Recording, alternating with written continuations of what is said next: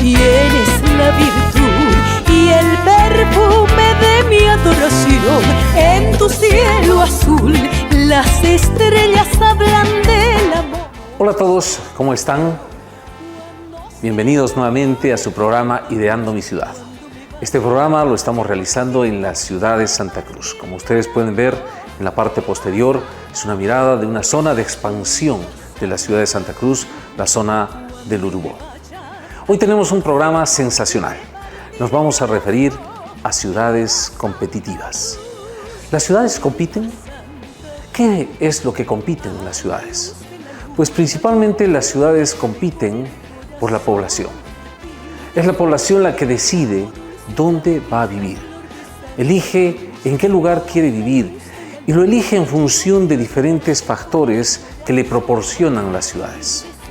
Hoy que estamos muy próximos al censo, en definitiva, las ciudades han empezado a preocuparse por la cantidad de población que pueden tener o que han atraído durante los últimos 10 años.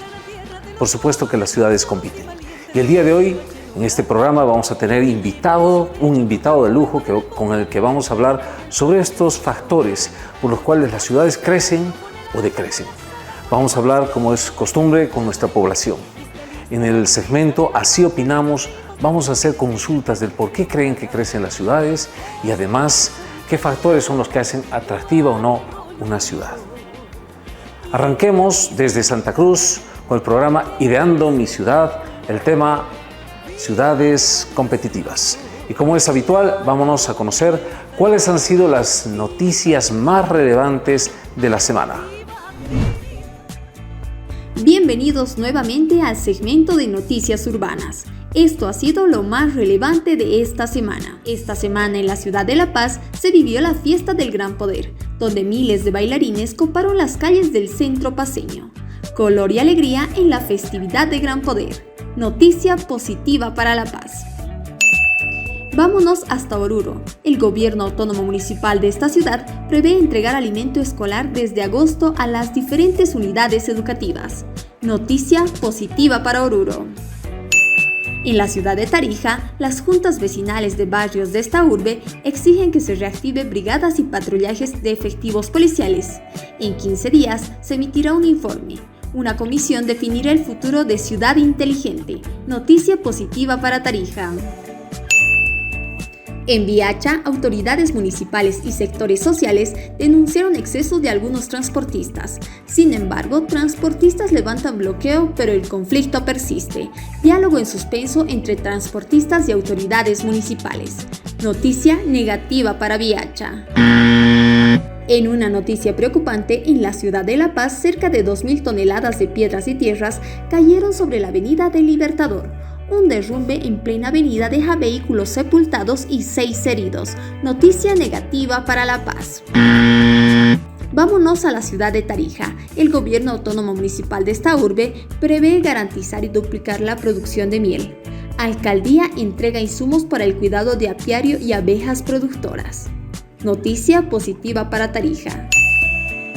En Sucre, autoridades municipales de esta ciudad proponen iniciar con el control de carnet anti-COVID. Seguridad Ciudadana y Odeco serán los brazos operativos.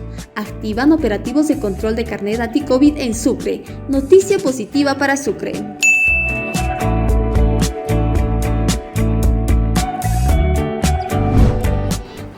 Esas han sido las noticias más relevantes de esta semana. Reitero, estamos desde Santa Cruz haciendo el programa Ideando mi Ciudad, la temática Ciudades Competitivas. Invitamos a toda la familia que participe en el siguiente segmento, un segmento ya muy habitual para que ustedes puedan apostar y adivinar de qué ciudades. Fíjense estas imágenes y adivinen qué ciudades.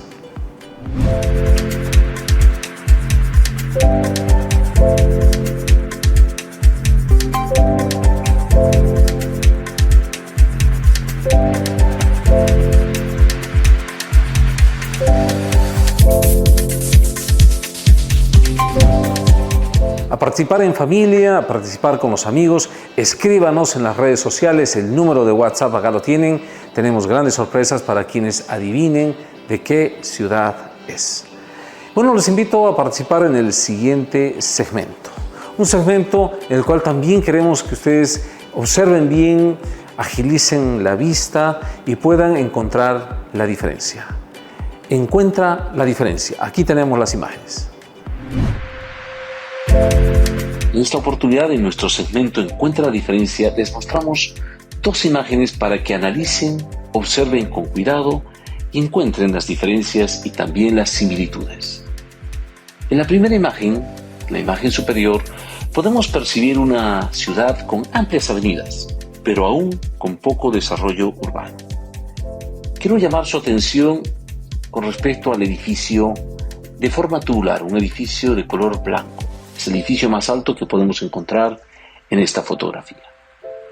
Sin embargo, en el otro recuadro podemos observar una ciudad más desarrollada y moderna, con sus amplias avenidas, pero con muchos espacios verdes, muchos espacios más peatonales. Ambas imágenes le pertenecen a la ciudad de Batumi, en Georgia.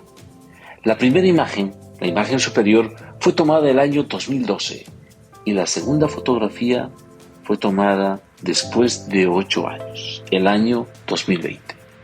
Sin duda alguna, este es un claro ejemplo de que las ciudades pueden lograr grandes transformaciones, pero eso depende en gran medida de la vinculación entre el poder político local, los centros de investigación, las empresas, pero todas enfocadas en una visión de desarrollo. Vuelvo a llamar su atención con respecto al edificio blanco de forma tubular. En la segunda imagen, en la imagen del año 2020, prácticamente este edificio ha quedado desaparecido en medio de la infraestructura importante y el desarrollo urbanístico que ha generado esta ciudad. Las ciudades deberían proyectarse hacia un desarrollo claro, con una visión clara de futuro. Eso es importante para todas las ciudades. Espero que hayan captado la idea en las imágenes que les hemos presentado. Cómo una ciudad en tan poco tiempo puede generar ese desarrollo. Esa ciudad está calificada como una de las ciudades más competitivas. Ha llegado el momento de presentarles a nuestro invitado especial de esta semana. Una persona que tiene una trayectoria en el sector público, una persona que ha trabajado muchísimo en investigación y el día de hoy, en Ideando mi Ciudad, lo tenemos para conversar sobre ciudades competitivas. Por favor, veamos de quién se trata. Carlos Hugo Molina Saucedo, abogado con especialidad en Derecho Constitucional de la Universidad Autónoma de México, ha sido secretario nacional de Participación Popular y prefecto, gobernador del Departamento de Santa Cruz. Ha ocupado funciones en los Ministerios de Defensa Nacional, Relaciones Exteriores, Desarrollo Humano, Desarrollo Sostenible y Medio Ambiente y la Embajada de Bolivia en Costa Rica. Ex rector de la Universidad Nacional Ecológica de Bolivia. Tiene 22 libros publicados en materias jurídicas, sociales y literarias. Fundador del Centro para la Participación y el Desarrollo Humano Sostenible, del Centro Facundo Infante y de la consultora Devenir. Coordinador del equipo de escenarios de Alerta Democrática, miembro del grupo Iniciativa, Unión Iberoamericana de Municipalistas, entre otras redes. Actualmente desempeña como director de innovación en el Centro para la Participación y el Desarrollo Humano Sostenible, CEPAT.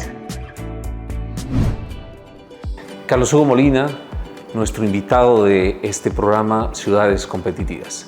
Realmente un lujo tenerlo en nuestro programa por toda la trayectoria que tiene en el sector público, pero también en la investigación que ha venido realizando. Y el día de hoy lo hemos querido invitar especialmente por la temática, ciudad competitiva, porque está relacionado a esos estudios que viene realizando en muchos países por muchísimo tiempo, con muchísimos investigadores respecto a los temas de la migración, al crecimiento de algunas ciudades y también al decrecimiento de otras ciudades. Carlos Hugo, es un gusto tenerte en el programa Ideando mi Ciudad. Muchas gracias por aceptar la invitación, bienvenido. Y pues queremos que nos comentes principalmente cuáles crees que son aquellos factores por los cuales las ciudades crecen o decrecen, ya sea a nivel nacional o en cualquier país del mundo. Empecemos precisando la categoría competitiva porque eso abre la consideración de otros términos. Cuando uno estudia y sigue procesos de desarrollo, encuentra esas ventajas que se denominan competitivas y las que son comparativas.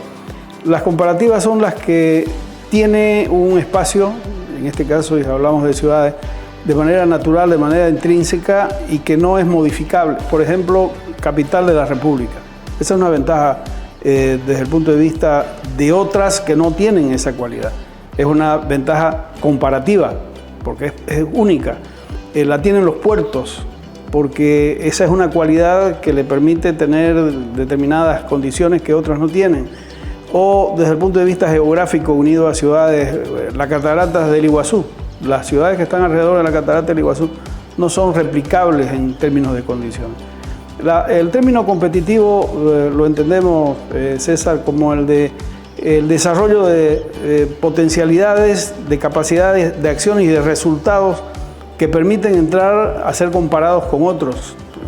El de tener una opción de mejores condiciones que compite en igualdad de condiciones o de similares condiciones ha logrado un resultado. Esto la tienen entonces ciudades que no son capitales de república, que no son puertos, que no tienen una belleza natural que les sirva de referencia para poder desarrollar sus capacidades. Efectivamente, yo vengo trabajando desde el año 2014 en esta secuencia y hemos logrado una alianza con organismos internacionales que nos apoyan y nos acompañan para tratar de entender qué significa el proceso de desarrollo urbano en América Latina de manera general, y lo hemos aplicado al tema boliviano porque es el que nos interesa finalmente dilucidar. Y nos hemos encontrado con dos elementos previos otra vez para poder entrar al tema. El primero es que somos una sociedad que no tiene conciencia ambiental. Y fíjate la dificultad y la categoría del término, y es muy complicado, pero lo decimos sobre la base de evidencia empírica. ¿Cuál es el elemento? En Bolivia, ninguno de los 339 gobiernos locales existentes tiene resuelto el tema de residuos sólidos, de aguas servidas y de basura. Le estamos cargando a la naturaleza el reciclaje, la descomposición, son entierros sanitarios que se tapan, se llenan y se hace otro. Y eso te lleva a un segundo elemento, el de la falta de conciencia urbana, por una opción política que ha adoptado el Estado boliviano relativo a lo originario, indígena y campesino, legítimo desde el punto de vista político e ideológico, ha quedado subsumida a la categoría urbana y no aparece en la Constitución. César, no existe una sola vez la palabra ciudad, una sola vez. Y esto hay que entenderlo no como un elemento crítico, que creo que es el espíritu de este diálogo, sino como un elemento de reflexión para tomarlo en cuenta, porque al no estar visibilizada la ciudad y al haberse optado legítimamente en términos ideológicos por lo originario, indígena y campesino, es como que eso otro no existiese o estuviera subsumido. Y claro, cuando uno entra en el análisis proyectivo de población, y hemos tomado el censo del año 50 como línea de base, en el año 50 el 74% de la población era rural, 26% era urbana. Se cruzan las dos variables el año 83. El año 83 somos 50% urbano, 50% rural. Y de ahí hay un despegue, producto de acontecimientos que se producen. Recordarás, hubo la hiperinflación, hubo el fenómeno del niño y de la niña de manera simultánea, sequía en el altiplano, inundaciones en el oriente. El 21060 que modificó y produjo la salida de muchos trabajadores mineros que buscaban otros espacios, al Chapare entre ellos. Y esto ha desarrollado una tendencia que ya comparados entre el 92, 2001 y 2012, estamos en condiciones de afirmar que Bolivia es un país urbano sin conciencia urbana. Entonces aquí es donde viene el de las responsabilidades como la que estás planteando, de decir, ¿y cómo desarrollamos nuestras ciudades? Porque en esto no hay invención, lo decía Antanas Mockus, el alcalde de Bogotá, el vivir en ciudades es una responsabilidad. Y si, repito, ninguno de los 339 gobiernos locales y uso la categoría de gobierno local porque hay 329 municipios y 10 autonomías indígenas que entran en la misma categoría de autonomía que ofrece el Estado, y ninguna de ellas tiene resuelto el tema de residuos sólidos, y eso lo llevo a la práctica. ¿Cuánto de separación de basura realizamos en las ciudades? Y cuando alguien ha intentado desarrollar campañas de esta naturaleza, se ha encontrado con un problema práctico. Pone bolsas diferenciadas y viene el camión de basura y se las lleva juntas. Bueno, eso está unido al problema del tráfico, y cada una de nuestras ciudades lo tiene en mayor o menor volumen, a los problemas del mercado, a los problemas de seguridad alimentaria, a los problemas de abastecimiento, y concluye esto cerrando el círculo diciendo con ironía, nuestras ciudades están, pareciera en este momento, con la agenda de los burgos de la Edad Media. En la Edad Media, cuando empezaron a constituirse ciudades alrededor de los castillos de los señores feudales, lo que se discutía era agua, era comida, seguridad, era todos estos elementos que en un volumen mayor estamos teniendo que enfrentar ahora. Carlos Hugo, de verdad tengo que decir que desconocía que la Constitución no haya considerado el término ciudad, ¿sí? Y me dejas una tarea de investigación porque de alguna manera tiene que estar reflejada en nuestra Constitución. Lo digo así solamente para contrastar, no para no darte credibilidad, sino para contrastar y ver si efectivamente a través de otro término se consideran estas aglomeraciones de personas que las denominamos ciudades dentro de nuestra Constitución. De todas maneras, reitero un poco la pregunta porque tú has hecho mención desde 1950 nuestra población boliviana era más rural que urbana. Se cruza el 83, como tú dices, la curva, y después hoy tenemos más población urbana que rural. Pero ¿cuáles son esos factores que atraen o que hacen que la gente del campo se haya ido a la ciudad y hoy de ciudad se vayan a otra ciudad? ¿Cuáles son esos factores que hacen que una ciudad sea más atractiva y desmotiven a algunas personas a quedarse en el lugar donde han nacido y busquen otros espacios? Sí, es fundamental la pregunta porque en la investigación que hemos desarrollado desde el año 14 tiene dos vertientes. Una de carácter nacional, interna. Hemos identificado primero 51 ciudades intermedias que están fuera de las áreas denominadas capitales y regiones metropolitanas, que están en áreas que podrían considerarse rurales, provinciales. Son 51 y hemos estudiado hasta ahora 25. Con absoluta precisión y detalle, desde Cobija, que la hemos incorporado como ciudad intermedia, porque si no, no quedaría nadie en Pando, no tenés ninguna otra ciudad o conglomerado, todas serían poblaciones menores de 10.000 habitantes. Está Yacuiba, Villamontes, Camiri, San José de Chiquito, San Ignacio, Riberalta, Misque, Sorata, Tiahuanaco, hemos tomado el país. Y de manera internacional lo hemos hecho a través de una convocatoria de encuentros internacionales. Hemos logrado 11 encuentros internacionales, 10 físicos y uno virtual el año pasado por la pandemia. Este año hemos vuelto a hacer físico. Hemos reunido 130 académicos en estos 11 encuentros de 18 países. Y resulta que no somos marcianos, César, no somos venusinos.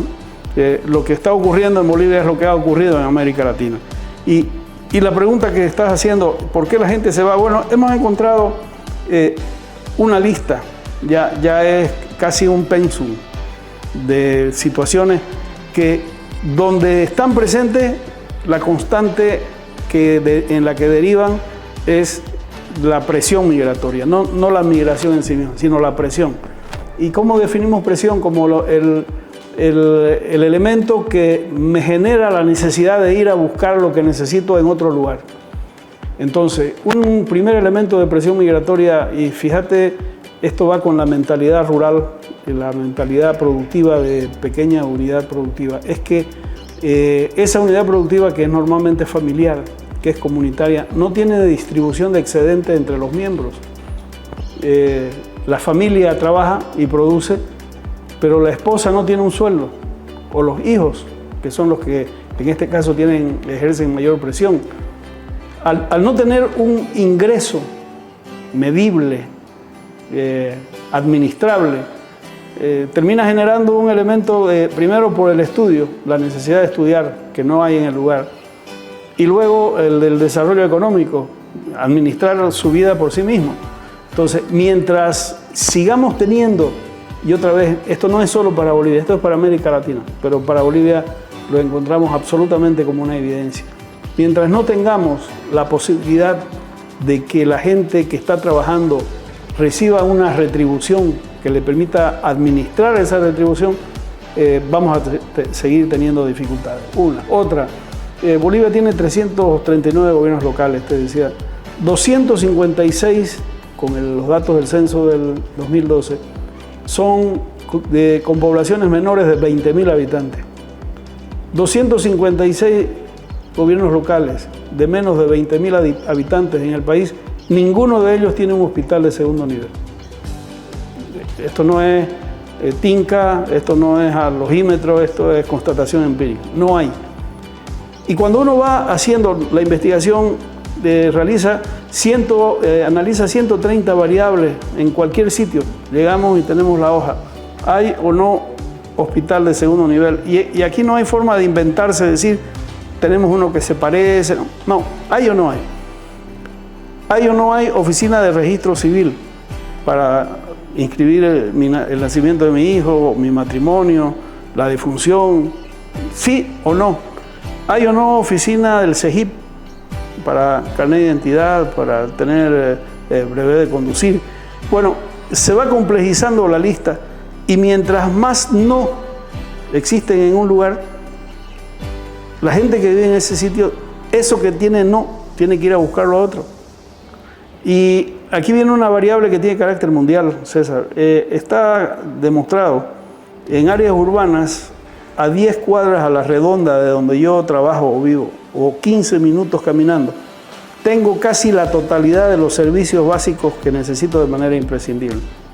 A 10 cuadras a la redonda tengo una farmacia, tengo una clínica, tengo un mercado, un micromercado, tengo una escuela, tengo una plaza. Ya. Cuando yo lo planteo eso en términos de áreas rurales, no se mide en cuadras, se mide en kilómetros.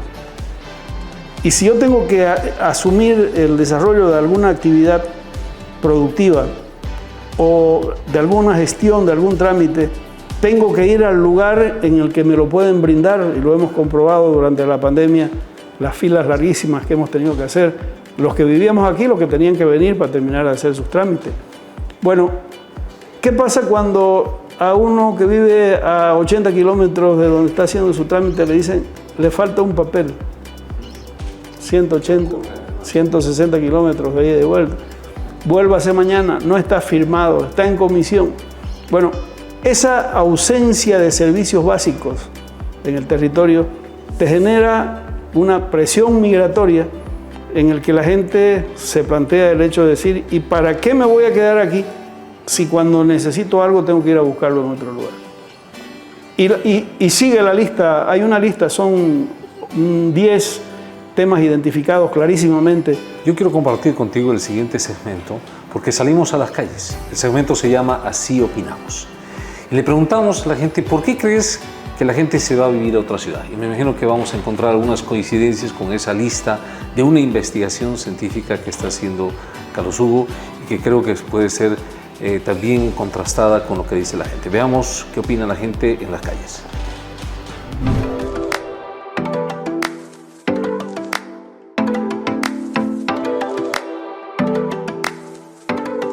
Una persona puede emigrar así como porque no le gusta la ciudad, no le gusta el ruido, no le gusta la industrialización, así como también viceversa. Personas que quieren tener una buena estabilidad económica y tendrían que ir a una ciudad industrializada para salir adelante. Tanto la economía, el modo de vivir, nuestra cultura misma. Creo que la gente empieza a migrar viendo todas esas situaciones, ¿no? El trabajo aquí, gente profesional que no consigue trabajo y si consigues el sueldo es mínimo. Generalmente la gente se va por tema de trabajo o por familiares o porque quieren cambiar de ambiente tal vez. Mayormente son oportunidades económicas. Las personas no suelen desarrollarse profesionalmente acá porque la mayoría de los puestos ya están ocupados y son puestos que normalmente suelen desocuparse por 30, 40 años o hasta que se jubile la persona. Más que todo por el trabajo, por el tema económico, ya que no hay tanta oportunidad a las personas que no tienen profesión, es un poco que se les anda un poco quitando las oportunidades de trabajo y no les ofrecen un buen sueldo, y es por eso que la gente migra a otros países, pero a trabajar un poco ya más duro, pero ganar bien. Sería que acá en Cochabamba y en Bolivia no hay mucho trabajo, no se puede ver claramente, como en el caso de la alcaldía. Se han presentado alrededor de 2.000 postulantes a una vacante de 500, ¿no? Eso sería la primera. Segundo, como les mencionaba, la calidad de vida netamente. Y tercero, porque allá en el extranjero y en otros departamentos, tal vez como en Santa Cruz, hay mayores posibilidades. A veces no encontramos trabajo o también algunos quieren estudiar otras cosas que no hay acá, ¿no? No sé, nuevas oportunidades quizás que no presta nuestra ciudad. Por la falta de trabajo muchas veces, hasta yo mismo he tomado esa decisión de irme a otro país, ¿no? Porque muchas veces siendo profesionales no se nos valora mucho el conocimiento que tenemos, sino hasta lo que es más, ¿cómo se dice, no? Muñeca en un trabajo, de una manera más fácil de conseguir un empleo. Porque las personas obviamente no se sienten cómodas, ¿no? Con el mismo entorno, con las mismas personas y además con las mismas oportunidades. Las condiciones económicas de cada país varía y por eso que mucha gente, como tú dices, sale afuera, ¿no? Sale afuera a buscar mejor futuro, no solo para él, sino para su familia y sus hijos. Esa ha sido la opinión de la gente con quien hemos tenido contacto en Cochabamba, en la Plaza 14 de septiembre. Carlos Hugo nos comentaba que la migración del campo hacia la ciudad se debe también a un factor que se lo ha medido mundialmente sobre la distribución de los excedentes, decías. Pero hoy estamos hablando de personas que viven en ciudad y la mayoría de ellas ha generado algo así como un elemento importante, la economía, el trabajo, la oportunidad laboral. ¿Qué opinas tú al respecto, Carlos Hugo? ¿Es factor importante? Sí, a ver, termino con dos ideas más de por qué la gente sale del área rural y luego focalizamos con el tema urbano. La producción de bajos recursos, son productos primarios la mayoría. Que es economía también. Sí, pero por ejemplo, te invito a ir al mercado 4 de noviembre, a La Ramada, en el caso de Santa Cruz. Lo he hecho en el mercado central en Cochabamba y lo he hecho en el Camacho en La Paz. Los productos básicos como papa, ajo, cebolla, camote, compiten los peruanos con los bolivianos con mejor precio y mejor calidad, desgraciadamente. Eso hace que desde el punto de vista de la acción práctica, la gente se plantee de decir, ¿y para qué yo voy a producir algo que tiene menor precio o que tiene mayor precio que lo que está entrando? Y está entrando de manera formal en algunos casos y de contrabando en otras. Entonces, esa dificultad de oportunidades en lo económico y en la formación, la pandemia lo ha puesto en evidencia de manera rotunda. Por eso es que esto no tiene solución sobre la vía de un iluminado o de una autoridad o de un nivel de gobierno. Este es un pacto nacional que vamos a tener que incorporar, porque si no, no tiene solución. ¿Cómo resuelvo yo el tema de la educación cuando ha quedado en evidencia que hemos perdido prácticamente 2 años por la ausencia de los instrumentos para poder llegar con la educación a todos los lugares? No hablemos de salud, hablemos de educación. Y el último tema de esta lista, faltan algunos, pero el último tema, que es el de impacto, es el atractivo que ejerce la ciudad. A ver, esto es un imaginario. Yo supongo que puedo vivir mejor. Me lo dice un primo, me lo dice un pariente, un amigo que ya se fue. Y esto lo hemos cruzado, César, con la investigación a nivel internacional. Y nos hemos ido a 2 regiones de España, la de Castilla y León y la de Extremadura, que son las que han sufrido los procesos migratorios más complicados de España. En el caso de Extremadura han logrado estabilizar.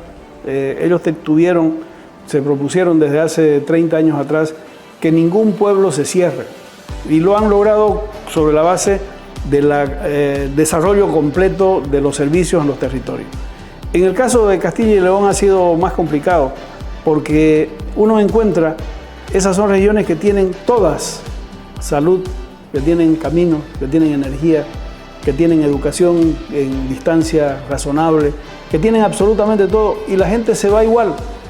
Y hemos verificado lo que se produce con relación a políticas públicas. Y hay dos políticas públicas que se aprobaron en España en general, pero específicamente en esa zona. Una, incremento de la natalidad. Dijeron, las mujeres que tengan hijos en esta zona van a tener un bono especial. Bueno, el promedio de años de las mujeres en áreas rurales de Castilla y León es 58 años. Vaya usted y dígale que le ponga empeño a generar maternidad. Crearon un bono especial para los jóvenes emprendedores. El primero que se fue el joven emprendedor, porque ante la dificultad de vivir en un sitio que no tenía economía, ni formación, ni competitividad, esto que estamos hablando, pues tenía que buscarla en Valladolid, tenía que buscarla en Palencia, tenía que buscarla en cualquiera de las otras, en Burgos, de las ciudades de la región. Esto llevó entonces a plantearnos que el problema no solamente era de ausencia de servicios básicos como en Bolivia o como en América Latina. No hay en áreas rurales los servicios fundamentales que hay en las ciudades. Nuestras áreas rurales no lo tienen. Pero ¿qué ocurre en los lugares de España en los que sí existen y la gente se va igual? Bueno, aquí es donde viene el tema de la economía, el tema de la expectativa. Y esa expectativa es la que se está produciendo en Bolivia en este momento. Y nos toca tratar de entenderla a fondo y aprecio esta oportunidad y la pregunta, César, porque hay una incomprensión, esto es lo que estamos encontrando en la investigación, hay una incomprensión de lo que está produciéndose en Bolivia con relación al proceso migratorio y a la consecuencia de Santa Cruz. Santa Cruz en este momento es una especie de hoyo negro, está absorbiendo. Estuve hace 2 meses en Chuquisaca en un evento invitado por la gobernación y la alcaldía para discutir temas de desarrollo. Habían 150 personas y hice una pregunta que la repito absolutamente en todos lados. Dije, con todo respeto, por favor, levanten la mano los que tengan en este momento parientes, amigos cercanos, personas relacionadas que hubieran migrado a Santa Cruz en el último tiempo. 100% de la gente levantó la mano. ¿Qué quiere decir esto?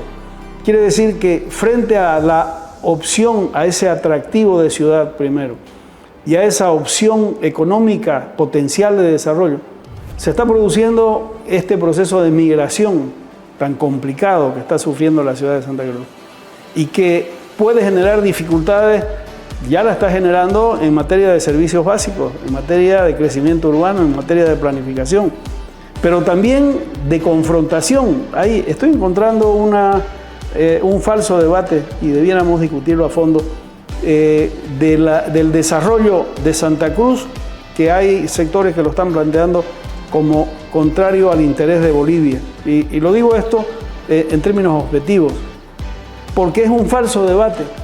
En la ciudad de Santa Cruz, el año 60, cuando se llevó adelante el Plan Techín, que fue el que ordenó de alguna manera todo el proceso de desarrollo urbano de la ciudad, éramos 70.000 habitantes del año 60. Creciendo vegetativamente de manera tendencial con las cifras bolivianas, en este momento esta ciudad debiera tener 300.000 habitantes, no 2.400.000. ¿Qué quiere decir esto? Aquí ya vive Bolivia. Santa Cruz es receptora de la capacidad de la mano de obra, de la inversión, de la atracción, de este encantamiento que está ofreciendo lotes en Santa Cruz y que se están comprando en el interior porque se lo ve como una opción.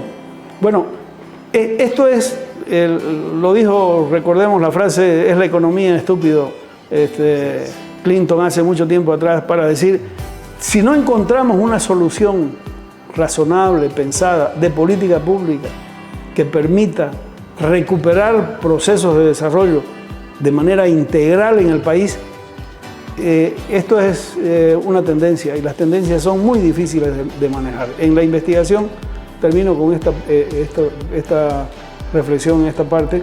En la investigación hemos encontrado que no existe en el mundo, César, y estoy midiendo mis palabras, no existe en el mundo retorno masivo de población que ha abandonado su tierra para retornar nuevamente. Hay casuísticas, hay anécdotas, hay casos excepcionales, una mina, un emprendimiento económico turístico, pero que no es reproducible masivamente. Entonces, esto exige política pública y un pacto nacional, y aquí viene y ha formado parte de las dinámicas de estos debates. No forma parte del debate públicamente ni de la política, ni de la academia, ni de la economía, los términos de lo que estamos conversando. Estamos con Carlos Hugo Molina, con quien tuve la oportunidad de conversar vía telefónica para coordinar este programa, y él me hizo una pregunta.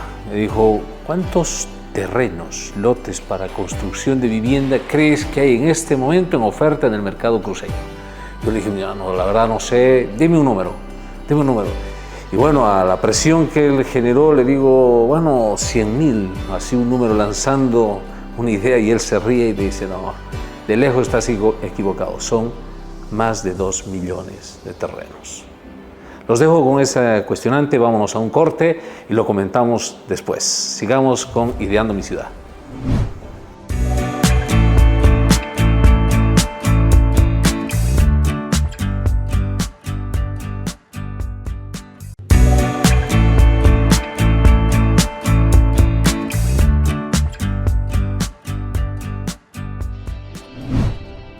Bienvenidos nuevamente, estamos conversando sobre ciudades competitivas con Carlos Hugo Molina, quien nos ha podido traspasar ya varias incógnitas, varias preocupaciones, que vale la pena que las vayamos discutiendo, y creo que va a ser parte de una discusión más seguida. Ya estoy comprometiendo ya a Carlos Hugo para que sigamos conversando sobre esta temática. Antes de seguir avanzando con el programa, quisiéramos invitarles a que vean el siguiente video, y nos vamos a trasladar a otra ciudad. En este caso nos vamos a ir hasta Turquía. Veamos de qué se trata.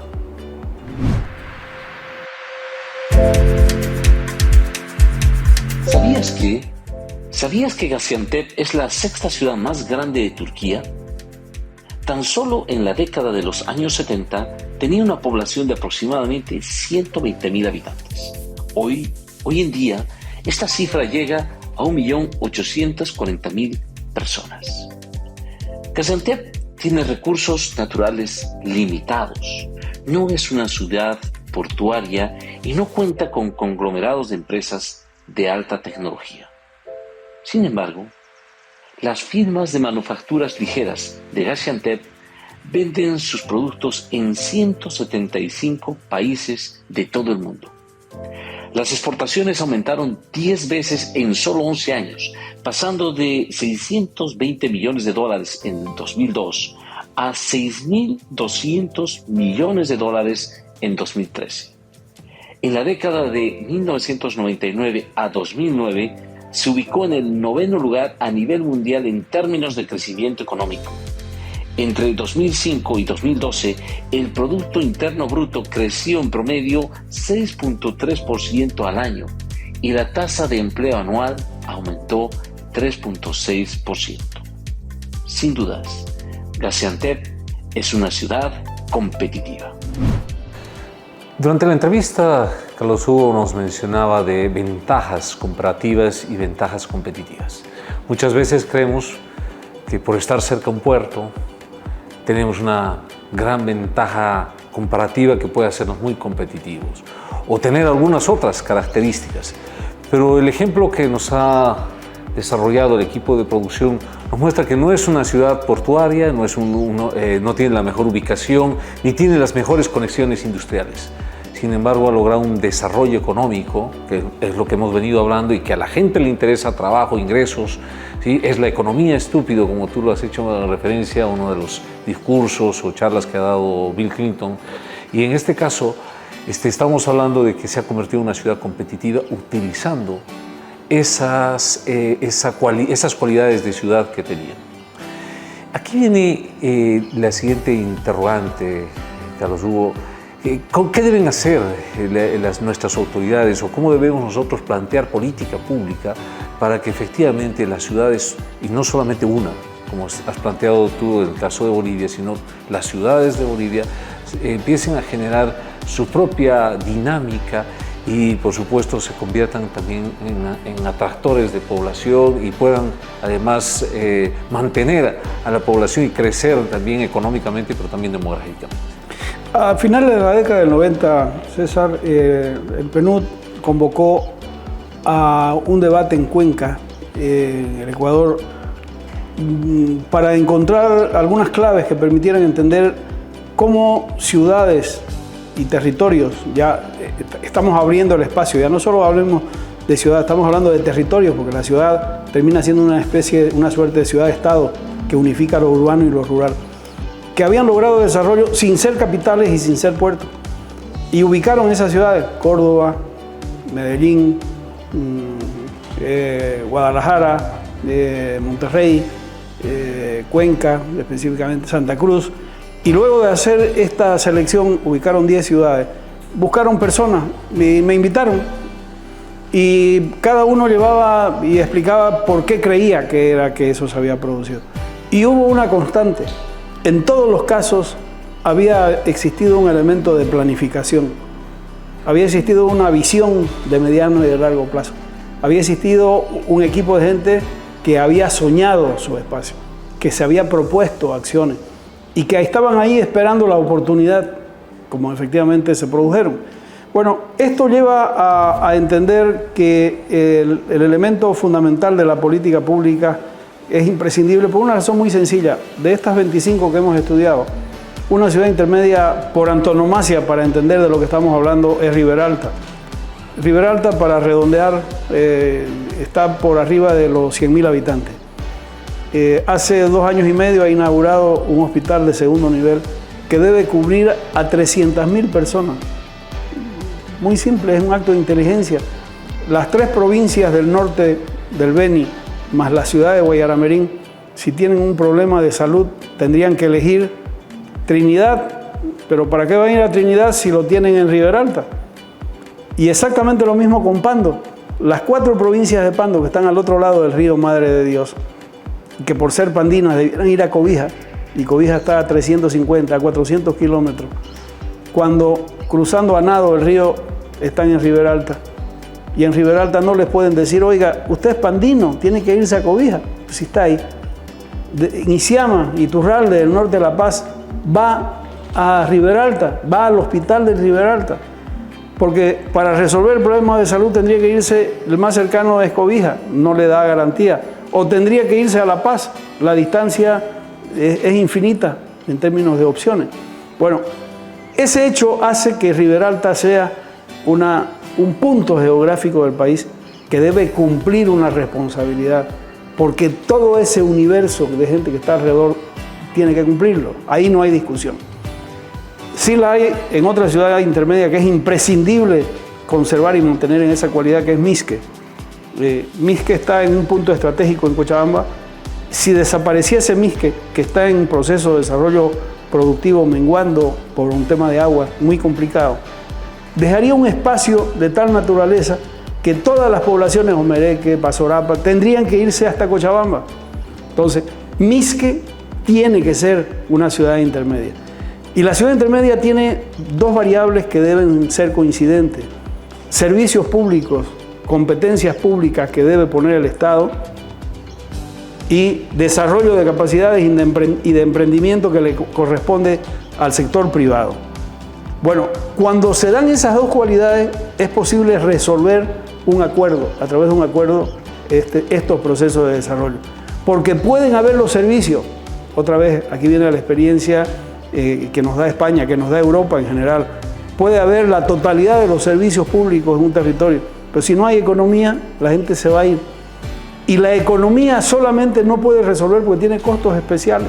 Hay cosas que un emprendimiento privado no puede abrir una oficina de registro civil, no puede abrir una oficina del CEGIP, no puede abrir una oficina de catastro, no puede abrir, y ahí es donde viene la lista que te decía, que es sí, no, y por cada no es un elemento de presión. Bueno, El objetivo estratégico de la investigación que estamos haciendo en Bolivia es identificar, ya las tenemos identificadas, las ciudades intermedias presentes en el territorio que debieran tener, aquí viene el aporte, este es el aporte boliviano en este momento. No solo la cualidad de ser ciudades intermedias en términos de ubicación, sino además deben ser nodos de servicios articulados. La opción de nodo quiere decir que cada uno de ellos están relacionados entre sí. Y eso le da a permitir a las personas que viven en un determinado territorio a dónde tendrían que ir para resolver un problema que tuvieran cuando no tienen la respuesta localmente, para no irse más lejos. Estamos trabajando, César, con el alcalde de Camiri. De Villamonte se vienen a Santa Cruz a resolver problemas económicos, de trámite y de gestiones. No van a Tarija, porque además tienen que salir a la Argentina y entrar después. La vía no es expedita. Y el volumen de respuestas que le da la ciudad de Tarija, la capital, a los que están necesitando hacer economía o problemas de salud o de gestiones, se vienen 6 horas, 7 horas a Santa Cruz. El alcalde de Moyupampa, estuvimos reunidos hace unos 4 meses atrás, y le digo, ¿cuánto tiempo tardás en llegar a Sucre? 7 horas y media. ¿Cuánto a Santa Cruz? 4 horas y media. ¿A dónde se viene? ¿A Santa Cruz? Bueno, si Camiri, que no lo es en este momento, pero se constituye con responsabilidad pública, tuviese todos los servicios básicos que necesita la población en materia de servicios, le estaría resolviendo el problema a todo el Chaco, porque no tendrían necesidad de venirse hasta Santa Cruz para resolver temas de gestiones. Ese es el concepto. Y esto me abre la pregunta que le hemos trasladado a nuestra gente en las calles y les hemos preguntado, ¿cómo harías para que tu ciudad sea más atractiva? ¿Por qué quiero trasladar esta pregunta hacia la población? Porque Carlos Hugo nos está planteando la idea de que deberíamos potenciar las ciudades intermedias, ¿sí? Y no hacer que la gente se vea obligada a llegar a una capital de departamento, sino más bien potenciar esas ciudades. Veamos si hay algún grado de coincidencia entre lo que opina la gente. ¿Cómo harías para que tu ciudad sea más atractiva? Adelante, por favor.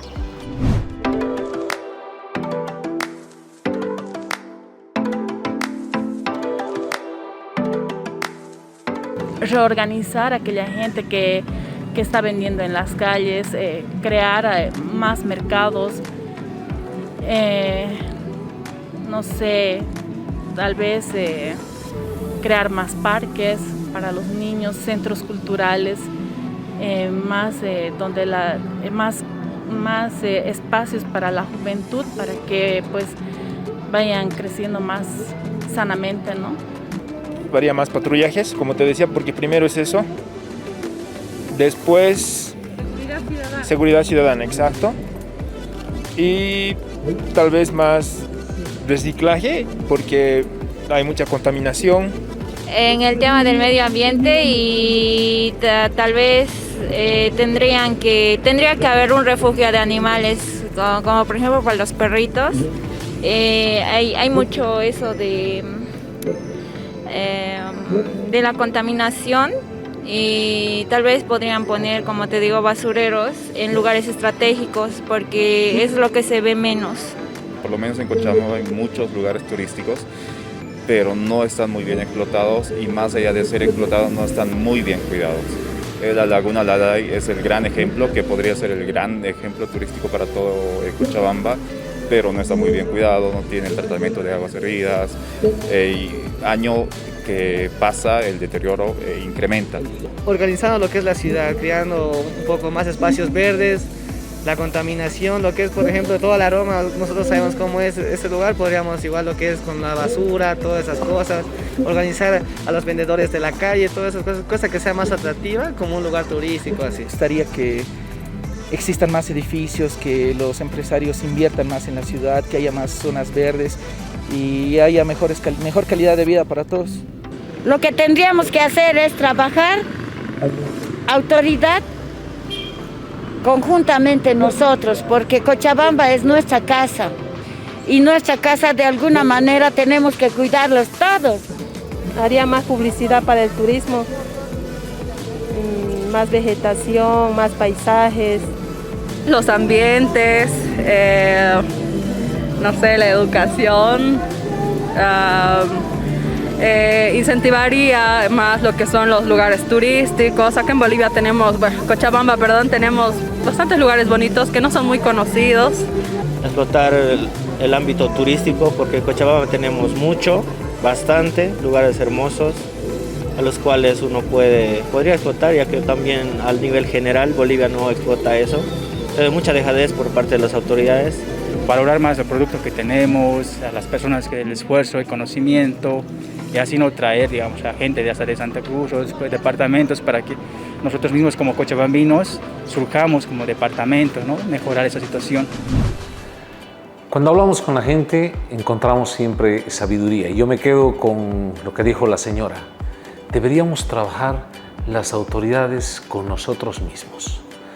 Eso es lo que creo que yo traigo a colación en el programa, porque este debe ser el mensaje principal: empezar a trabajar nuestras autoridades con la población con nuestras autoridades, y de manera conjunta empezar a desarrollar mejor calidad de vida y proyectar nuestras ciudades para que la población pueda vivir mejor. Estábamos hablando con Carlos Hugo Molina y que lo interrumpí para dar paso a este segmento, y quiero volver con esta pregunta, Carlos Hugo, porque estabas hablando de ciudades intermedias. Y mencionabas un par de ciudades intermedias y con los ejemplos, pero quisiera que de manera general nos puedas decir qué debemos hacer para potenciar estas ciudades intermedias. ¿Qué deberíamos hacer? Permitidme terminar con los titulares de la investigación grande, porque ahí es más fácil poder entenderlo. Hemos hecho la proyección, hemos trabajado con proyección a partir de los números que dan más consistente el censo del 92, del 2001 y el 2003. 2012. Y hemos hecho proyección al año 32. En el año 32 seremos 15 millones de habitantes en Bolivia. El 90% vamos a vivir en ciudades. El 85% decía en el eje central, La Paz, Cochabamba y Santa Cruz. 85%. Cerca del 50% en el departamento de Santa Cruz.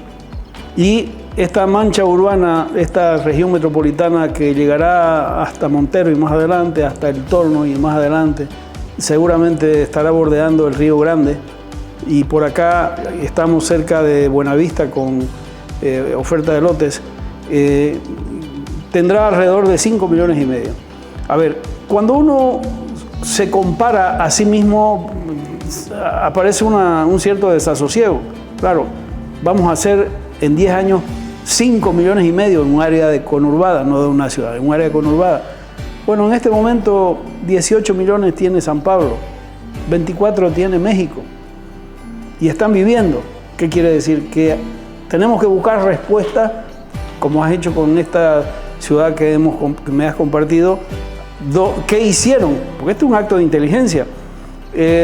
Vamos a hacer 90% viviendo en área urbana. El Uruguay en este momento el 95% vive en área urbana. 95. Son 3 millones y medio de habitantes. Y producen comida para 10 millones. Y uno tiene la tentación de decir, pero es que es carne, es grano. No, los dos emprendimientos económicos más importantes del Uruguay son dos cooperativas de sistemas agregados de leche y de miel. No hay producción industrial de miel, es una producción secundaria, depende de polinización. Yo no puedo instalar 1 millón de colmenas para recolectar miel. Está en relación a la capacidad de producción de polen. Y esas son pequeñas unidades que lo que hacen es agregar, y son de los mayores exportadores de miel a la Unión Europea. Bueno, aquí tenemos que volver a la inteligencia, a hacernos estas preguntas, porque efectivamente la gente que está viviendo el problema tiene sus soluciones, porque si no estaríamos todos muertos, y no es así. Entonces, ¿qué hacemos? Efectivamente la pregunta es correcta, porque otra vez vamos a volver a la lista de decir: necesitamos políticas públicas, necesitamos un acompañamiento que favorezca lo que se ha dicho del turismo. Bolivia tiene la opción, en este momento hemos hecho ensayos a mano alzada, sin invertir un solo peso más en infraestructura, con lo que hay, con una capacidad de uso del 60% de lo que hay. Los ingresos por razones de turismo pueden estar arriba de 3.500 millones de dólares, distribuidos en todo el país, César. Porque claro, es una de las opciones. ¿Qué uso le vamos a dar a un territorio de naturaleza sin gente que tenga sus bellezas naturales? Bueno, la opción de aprovechar esa naturaleza, porque ausencia de gente no quiere decir ausencia de capacidad productiva o de producción del territorio, porque se pueden estar tumbando árboles, se puede estar ampliando la frontera agrícola, se pueden estar desarrollando minería intensiva. No, poca gente, pero siguen los procesos productivos. Lo que tenemos que hacer es, ¿y cómo los aprovechamos? Bueno, ese cómo los aprovechamos está en que empecemos a reenamorarnos de nosotros mismos y del territorio. Este es un país extraordinario, excepcional. Por la vía del turismo hemos descubierto, César, una potencialidad extraordinaria y la estoy ligando a, probablemente cuando este programa esté difundido públicamente, ya esté en circulación, he hecho una investigación que he denominado Sembremos un cafetal del tamaño de Bolivia. A ver, Bolivia tiene potencialmente la misma área geográfica que tiene Colombia para la producción de café de altura, que es el de calidad. No vamos a competir en términos de cantidad, pero de calidad sí podemos, porque ese es el café arábica, el que está arriba de 1000 metros. Bueno, Colombia, sobre la base de 547.000 pequeños productores que están afiliados a la Federación de Cafeteros, cada uno con un promedio de entre 1 y 1,5 hectáreas, nada más, César. Hectárea y hectárea y media, 547.000 productores, exportan 2.500 millones de dólares. Bolivia puede producir un café de excelencia, estamos entre los 10 cafés de sabor más exquisito del mundo. Estoy en una campaña para que consumamos café de grano boliviano, no porque sea boliviano, sino porque es bueno. Y donde no se pueda plantar café, plantemos amaranto, plantemos chía, plantemos azaí, plantemos castaña, plantemos chocolate, algo, porque planteado en esos términos estamos recuperando el espacio y estamos recuperando el futuro. Yo quiero comentarte, Carlos Hugo, que en algún momento yo he propuesto que las ciudades principales, las ciudades intermedias, deberían encontrar sus vocaciones productivas. Entre ellas, por supuesto, el turismo, es una vocación. Y hablaba de La Paz y decía, La Paz debería convertirse en el centro del turismo de altura. Hoy ni siquiera es Machu Picchu, lo es Lima y está al nivel del mar. Los pasajeros, los turistas entran por Lima, aprovechan las circunstancias de Machu Picchu, que se vuelve el atractivo, cuando en realidad debería haber una ciudad que sea la distribuidora de los viajes del turismo de altura. Así que cuando alguien se prepara para hacer turismo en playa, se lleva bronceador, su traje de baño y sabe que se va a mojar. Lo mismo cuando va a venir a la altura, tendrá que estar mentalizado y se tendrá su abrigo, su saco y traerá las condiciones para disfrutarlo. Y desde un punto podría ir a Uyuni, al lago, a Machu Picchu, ¿por qué no? Y empezar a visitar alrededor ciertos atractivos y generas un potencial. ¿Bien? Creo que esto es lo que debíamos plantear, no solamente en las ciudades principales, sino en las ciudades intermedias. Encuentren su vocación productiva. Eso puede generar un desarrollo económico y a través de ello puede generar también atracción, o por lo menos que la gente se quede a trabajar y desarrollar su actividad en su comunidad. Yo creo que los datos que nos ha dado Carlos Hugo al 2032, el 90% viviendo en ciudades, del eje central, o sea, prácticamente el otro 10% van a estar viviendo fuera. Solamente en el área del conurbano de Santa Cruz, alrededor de un 33-35%, o 5.5 millones de habitantes van a estar ahí. ¿Qué significa? Que desde hoy tenemos que plantearnos políticas de Estado para tratar de recuperar estos espacios y no generar que queden totalmente abandonadas. Quiero trasladar alguna pregunta hacia nuestra gente con quien hemos estado también conversando, para que puedan ustedes meditar sobre lo que acabamos de hablar con Carlos Hugo Molina. En el siguiente segmento vamos a visitar una ciudad, en otra ciudad y en este caso Singapur. Veamos qué han hecho allá.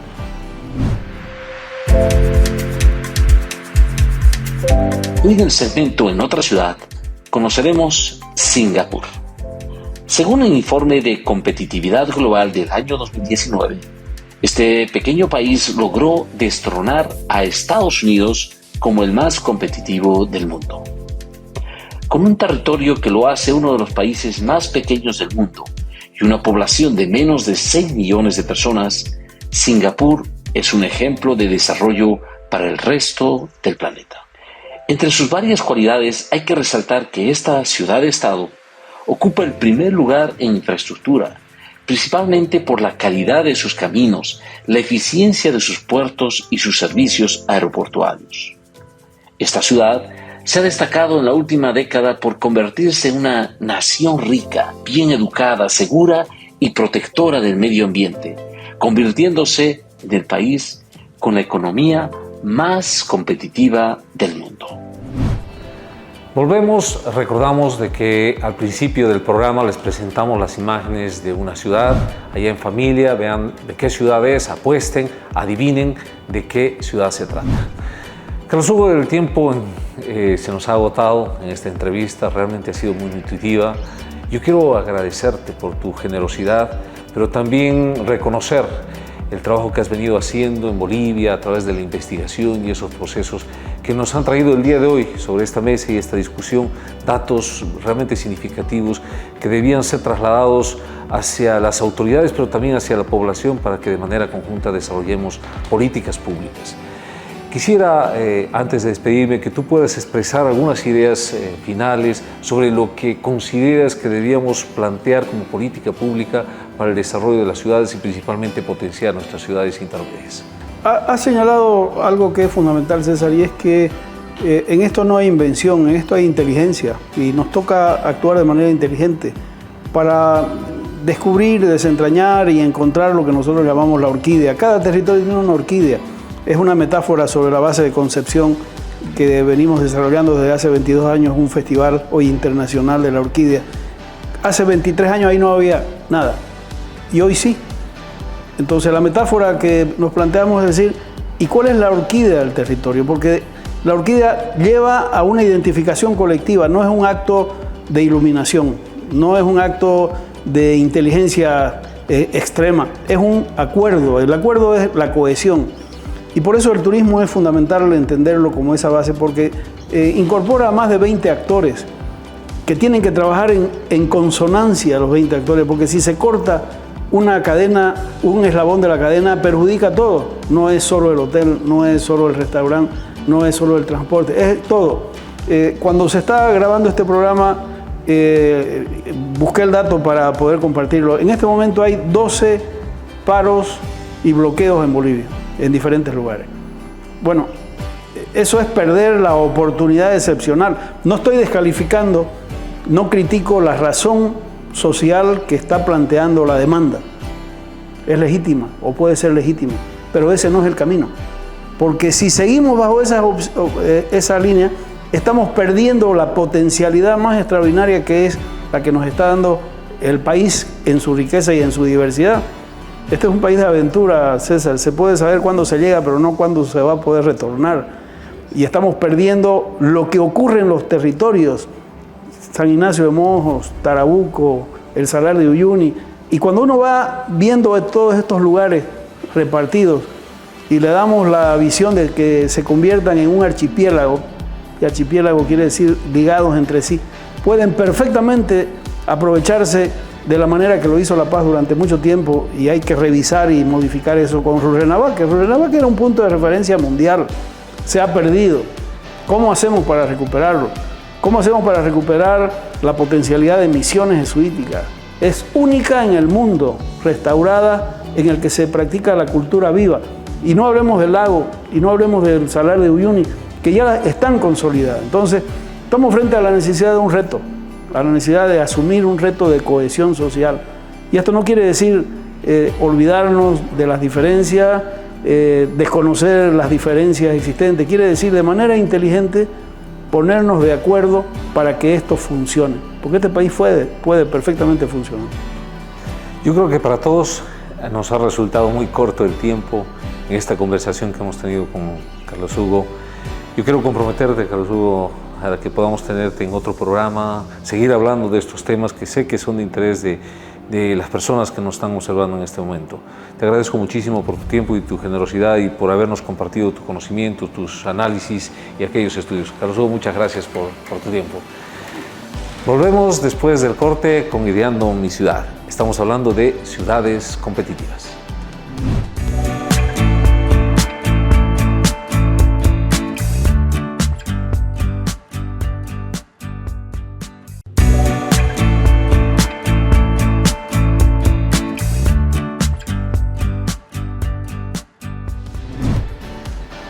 Sin lugar a dudas, hemos tenido una entrevista sensacional que nos ha planteado una serie de cuestionamientos que vale la pena tomarlos en cuenta. ¿Cómo van a crecer nuestras ciudades? ¿Qué debemos hacer en las ciudades intermedias? ¿Cómo generamos atracción en otras ciudades? Creo que esto es importante poder comentarlo y analizarlo. Al principio del programa del día de hoy les hemos presentado unos videos. ¿Qué ciudades? Pues para los que han apostado, para quienes han adivinado y no, tenemos que decirles que estas imágenes que están viendo nuevamente en pantallas se tratan de la ciudad de Trinidad. Felicidades para quienes han podido adivinar y saber de qué lugar estábamos hablando. Debo mencionarles también que la próxima semana vamos a estar hablando de un tema también fundamental, sustancial, complementario a lo que hemos hablado el día de hoy. Vamos a hablar de la temática la sinergia de lo metropolitano. Cómo deben unirse las ciudades para plantear y solucionar problemas de manera conjunta. Como conclusión, el día de hoy hemos hablado de ciudades competitivas. Nos han planteado que el año 2032 vamos a tener aproximadamente el 90% de la población viviendo en el eje central en Bolivia. Lo que significa que más de 1 millón de hectáreas van a vaciarse y se van a ir hacia ese eje central. ¿Qué va a ocurrir con estos espacios territoriales? ¿Cómo debemos hacer para sostener o mantener nuestras ciudades y hacerlas más atractivas? ¿Qué se debe plantear para las ciudades intermedias? ¿Cuáles debían ser aquellos planes? ¿Cuál debía ser la política de nuestro Estado boliviano con respecto a las ciudades? El día de hoy, las ciudades están recibiendo por presión demográfica cada vez más población.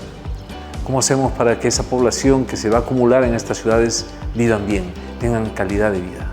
Hay muchísimas incógnitas que desde hoy debemos plantearnos porque las acciones u omisiones que hagamos en esta fecha, en la actualidad, van a tener sus repercusiones a futuro. Ese ha sido nuestro programa del día de hoy, Ciudades Competitivas. Los esperamos en la próxima semana. Reitero, hablaremos de la sinergia de lo metropolitano. Un gran saludo, Bolivia. Bendiciones para todos. Los dejamos con nuestro video divertido.